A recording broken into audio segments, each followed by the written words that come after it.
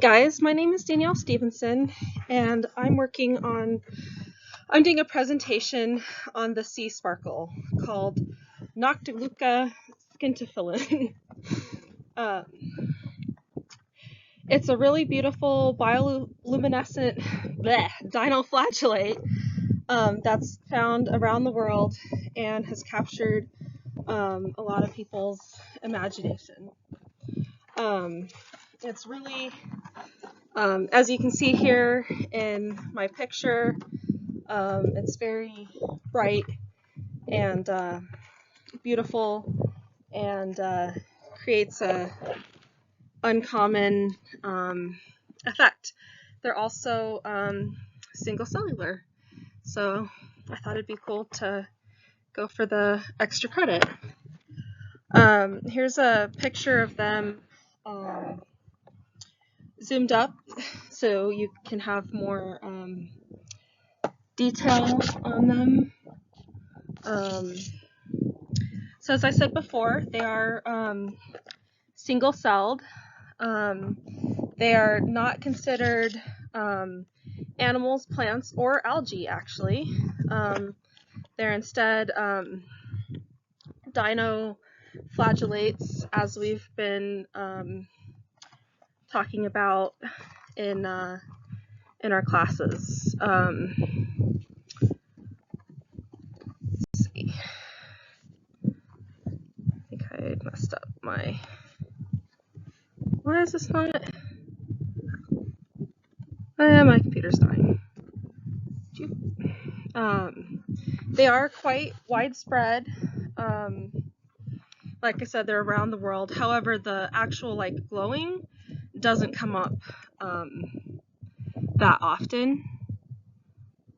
Okay, that's on the side. They were first, although they've been around for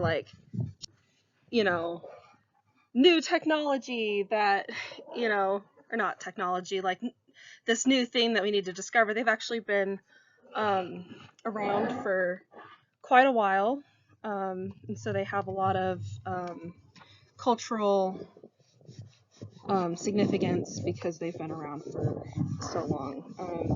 Ancient sailors used to describe the glowing seas as early as the 4th century BCE.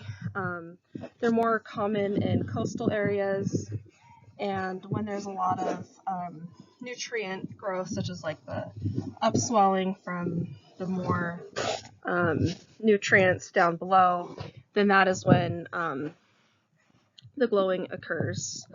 The bioluminescence isn't actually always the best thing because it's taking a lot of extra oxygen, and this is called like a bloom, and that causes that can oxygenate out not enough oxygen to any surrounding microbes and things like that.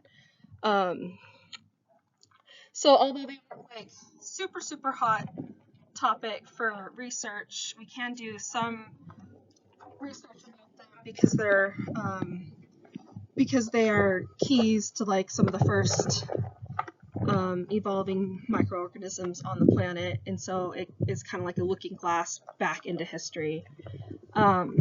Additionally, they're becoming a lot more common, partly due to climate change, because they do well in the more temperate climates, and so we can study climate change and with them becoming more common.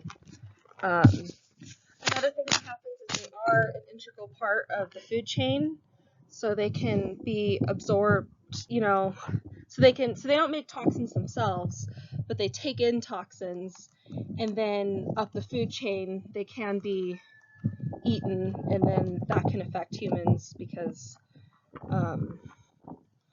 in case we eat something down the line. However, they don't eat a lot of things directly in our line. They eat fish eggs, but it's not like they're eating the actual fish, right? Also, more pretty pictures. Here's more pictures of them zoomed in. The vegetative state is the dominant pictured, as you can see. You know, they have like a vacuole type shape, and they're just kind of, which it also said that they're supposed to have like a flagella, but personally, you know, I'm not seeing that in these pictures. But that's what the research said. Additionally, like part of their reproductive cycle is they are isogametes, which make zygotes, which, you know, as we've talked about in reproduction with the zygotes. And then the trifont is basically their juvenile stage. They look quite similar to the adults, with just like a few differences, but ultimately they're about the same. They obviously are focused on rapid growth as opposed to reproduction. They're just little mini versions of the fully grown species.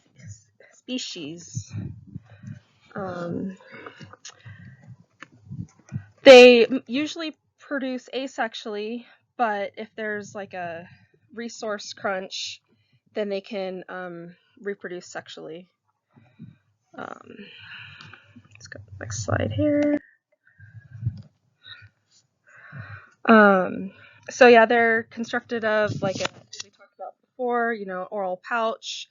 They have a tentacle to capture prey and eat with that. They have a lot of bioluminescent organelles in them, as you can kind of see highlighted there in the pictures. They have a short little flagellum, which helps them move. Obviously, the oral groove to oral pouch for them to eat. And the scintillas are like in the cytoplasm. They react, and that's what gives them the bioluminescence.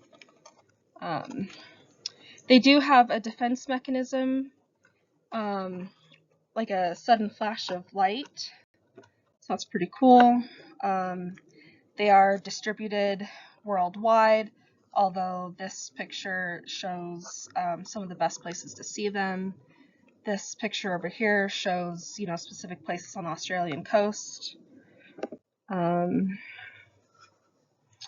Yeah, they're called a heterotrophic predator, so they just feed on smaller organisms that are alive, such as copepods and the gymnots and the hydromuso jellyfish. Overall, they're more or less neutral ecologically. If they eat too many fish eggs for fish that we would have potentially eaten, that isn't always ideal for us. But again, mostly neutral. Occasionally, you know, they do the blooms, like I said, and they take all the oxygen. That isn't always great for biodiversity, and that can harm things. But for the most part, they're pretty neutral ecologically. Here's some more sources. I had some fun facts, but I ran out of time. I'm way over time, so thank you. I appreciate it.